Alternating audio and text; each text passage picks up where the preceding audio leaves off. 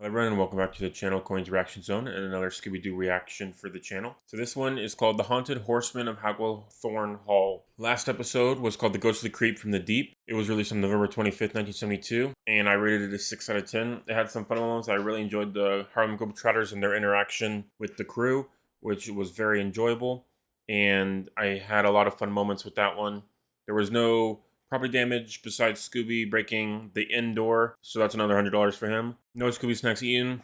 And the weird food item wasn't technically one, but I thought it'd be fun to make, was a triple decker burger. So I added it to the list and moved the subscriber special around. So you'll see that when it comes up, because we're slowly getting there, just taking a little bit of time. And I decided that I'm going to release 12 and 13 on this together on probably today. And then I'll catch up and do 14, 15, 16 for Wednesday, and then start off season 2 on Saturday, and that'll catch us up with our current pace of what I missed whenever I was busy with Halloween stuff. We're just gonna get right into it to be able to do that. So, like I said, Haunted Horseman of Hagglethorn Hall, released on December 2nd, 1972.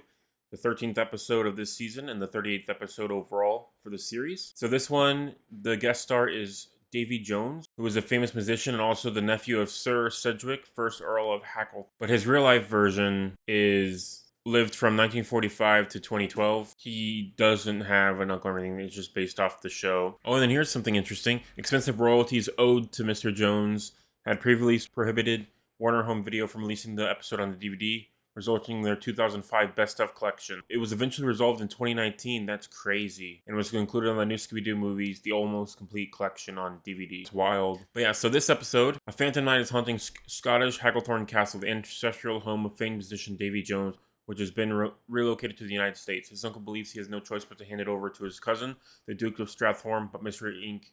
is looking to solve the mystery. So this episode begins with the gang driving into a 14th century Scottish castle where Fred notices that he's almost out of gas, so he stops the mystery machine to ask a farmer for direction who is named Cyrus Wheatley. The gang says that they're looking for Hagglethorn Hall, which immediately spooks him, and he says that at midnight a haunted horseman rides through the castle who is a ghostly knight in armor with a glowing horse, doomed to ride the corridor of the hall for all eternity. And then of course, despite Mr. Wheatley's warning, the gang heads off to the hall where they stumble upon an enormous castle with a massive moat and drawbridge. When Shaggy accidentally activates the drawbridge, the gang head inside, and crossing over it, Velma notices that the water is an inky black color. The door then opens once they reach it, and they're greeted by the castle's major domo, Creech, who lets them inside. And here's a fun trivia fact. Davy Jones, the musician for this episode and the guest star, he also appeared on an episode of The Monkees called The Prince and the Pauper with Heather North, the voice of Daphne in this current iteration, as Wendy. And whenever Davy Jones first appears, he's wearing a suit of armor that he claims he's using to scare away the real haunted horseman, which we know that guest stars are never the bad guys, so I'm not going to guess that he's right. And then that's when Davy Jones gives the backstory of his uncle Sedgwick, the 1st Earl of Hagglethorn,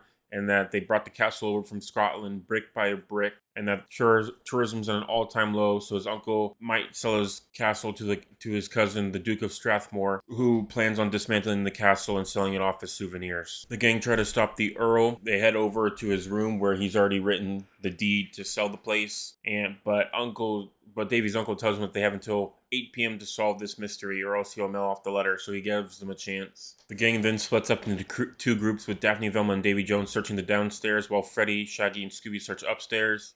Everybody's struggling to find clues, wherein the haunted horseman chases Fred, Shaggy, and Scooby, so they barricade themselves into a room.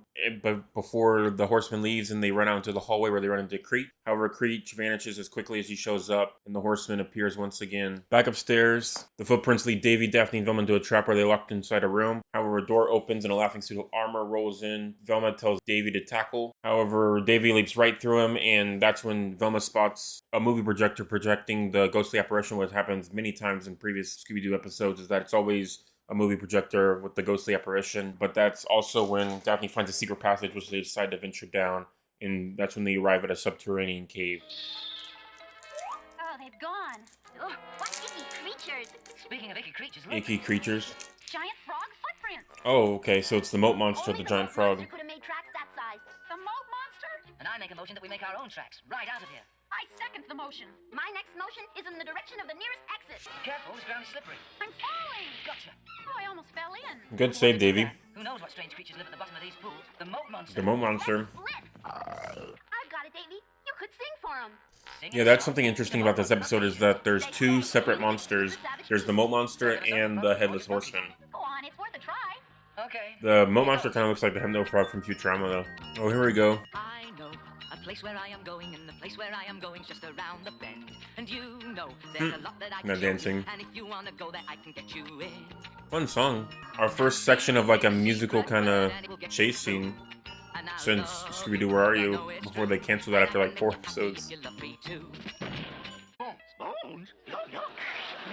Congratulations, you did it again. Look, for once we forget about food, we've got a castle to save. Holy mackerel, look!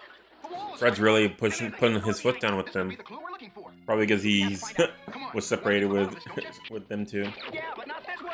Oh, trapdoor.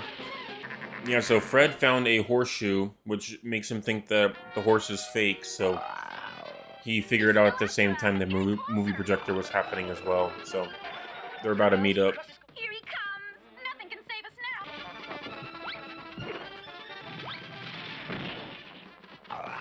Shaggy, Freddy. Scooby.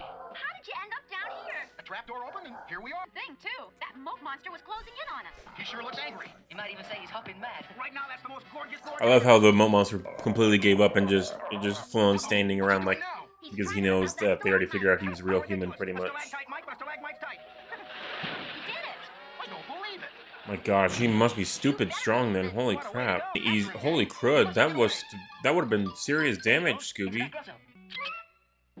Wow, he has traps and plans all over the gaff. It's no use. It won't budge. He's getting away. I will never know who he was. He ran really quick in flippers.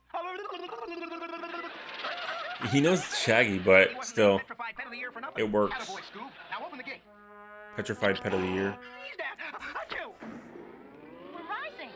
Of course, he sneezed and hit a letter in the back It's some sort of barn. and rose up Somehow looks for a familiar. barn. Okay. The elevator's going down again. Aha, the mystery thickens. So is it Farmer Creech then, as the moat monster, or He the warned us to stay away from Hagglethorn Hall. I assume the Duke is the headless horseman and the moat monster is Creech, Better than that spooky castle. At least there's nothing or scary. not Creech, Cyrus. Creech is the butler kind of guy. Just like the haunted horseman and his haunted horse. No wonder. Yeah. It's luminous paint. So that's how they did it. Yes, but who's they? Hey, this is Hay. Right, isn't he? Achoo. That's the last. No, that is. The frogman. Oh no. Freaking, he sneezed with hay and got him out. Hoofbeats. The haunted horseman himself. Isn't it a movie projector though? Oh no, they decided that it was a real horse, so some of that is real. Yeah, that's right. So the luminous paint is on him. Yeah, okay. So I'm guessing the Duke, Now because to see who's behind all he's this. Creech The doesn't Duke have is that wrong. kind of there you go. Might have guessed. Yes, I wanted to frighten off visitors to the castle so I could take over. And I would have too, if it weren't for you brats. I love their And faces. for helping, I would have collected half the money from the sale of the castle.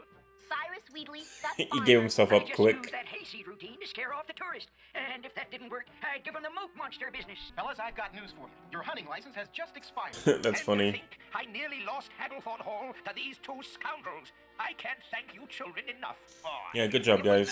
Davy Jones did really well too. I really liked his style in this episode. the authority, sir. You wouldn't dare. Think of the scandal. It's also two like back-to-back episodes where the creepy butler didn't do it. You know, they said in Where Are You that he did. A way that these two buddies can pay the debt to society. Oh, really? Hagglethorn Hall at the same Let him time. off like a couple episodes ago. Whatever could it be? Step right A up. haunted castle. Oh, that's The funny. I scary like show. that. A tour of horrifying Hagglethorn Castle. Thrill to the famous haunted horseman. Chill to the I like that. That's actually pretty cute. Like they're actually following through with letting them survive at the end. 3 times a day. I think have that's to put on fun. this dumb armor and ride through these drafty halls. I'm getting saddle sores. What are you complaining about? I'm getting waterlogged in that stupid moat. Like a Disney kind of ride. Goodbye, gang. I like The that. thanks for everything. That's cool. If you need any ghost breaking, Davy. Yeah. I like the this show episode a will lot. Make a break for it. You know Shag. Just mention the word ghost and he flees. How many times do I have to tell you to watch what you say in front of Scooby? What did I say now? Please, it makes him itchy. And worst of all, he's getting them on me. A bunch of stuff that's never happened before that they're mentioning, which is kind of funny too. Alright, and that was the Davy Jones episode with Scooby-Doo. So no stats for this episode, but just getting right into my thoughts. I thought it was a really interesting episode. I really liked the concept of it. And I did love Davy Jones. I feel like he fit the gang really well. And also, since it was a single person, it was easier to know about him and understand them. Also, he's the first real singing guest we've had because Sonny and Cher didn't sing during their episode. So, like, he's the first one that's actually sung and brought back musical chase scene, which I had to skip through most of because of copyright, of course. I thought he was charming. You know, I feel like that his voice definitely fit the style of the episode. Like, it kind of had like a 60s, 70s kind of mystery vibe to it, which I feel like is exactly what Scooby-Doo is. And I thought the double villain team was really interesting, especially because it's our first double villain team that had two separate monsters and not just the same costume pretty much, which I thought was really cool too. And full on deadly with like a lance and a shield and not full on knight armor. And then the frog mode, like, he was really great at swimming and just a master underwater. It was so interesting because they could easily kill them. Like, Scooby almost killed the frogman at the end as well, with like the stalactite falling down. So just a lot of serious damage that could have happened this episode, which is pretty crazy. And one of the things that I also thought was really interesting is that Fred splitting up with Shaggy and Scooby and not taking into their antics and being like, guys, stop, don't think about food, we gotta freaking handle this, and immediately falling to a trapdoor. Just that kind of thing was really interesting as well. So I think for me, of course, like all episodes in the new Scooby-Doo movies, I feel like it was really padded along and really could do away with a lot of stuff. If it was like a 22-minute episode, I probably would have given it a much higher score. But for me personally, I think I would probably rate this one a 7 out of 10. I think it's good. Not the best, because it didn't really hit me as much. Probably because I'm not as familiar with Davy Jones. Not really something I grew up with or anything like that, or knew who he was before this episode. So I didn't really have as much of a connection as I would have like with Wednesday. Other episodes I've enjoyed. So that's kind of what it does for me. But I really liked his comedy and his singing talents, and I feel like he fit the gang really well. And it being a single guy, but also having two bad guys with completely different costumes and interesting interactions in that. Basically, two separate adventures were going on before they combined together. The ending felt a little bit rushed. The run time was padded. So that's why it's not, a perfect score or anything like that. But I think a 7 out of 10 is definitely a good one because it's definitely in the top 5 or 6, depending on what it ends up being for the new Scooby-Doo movies. So I think that's a very good score for this and a very interesting episode to end us off before we get into the last 3 episodes of season 1. So thank you everyone for watching, and I will see you in the next one. Have a great day.